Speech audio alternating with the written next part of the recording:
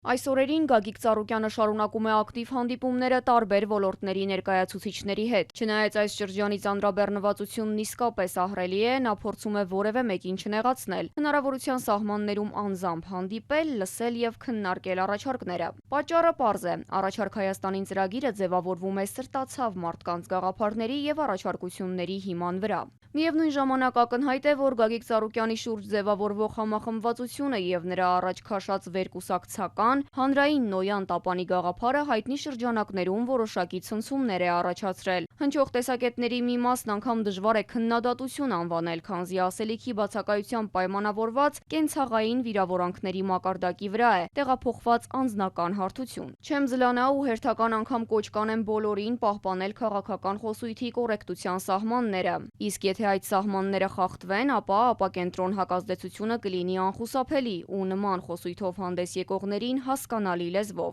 Սա ի գիտություն։ Մենք ուշի ուշով հետևում ենք տարբեր մայրցամաքների կողմից իրականացվող եւ հայ հանրությանը հրամցվող սոցիոլոգիական հարցումներին եւ ուզում ենք ասել՝ իրականությունը միանգամայն այլ է։ Մենք շատ լավ տիրապետում ենք հանրային տրամադրություններին, այնպես որ բոլորին հորդորում ենք չփորձել տարբեր պատվիրատուների կողմից պատվերով համերգի սկզբունքներին համապատասխանող սոցհարցումների արդյունքները որպես իրականություն հրամցնել հանրությանը։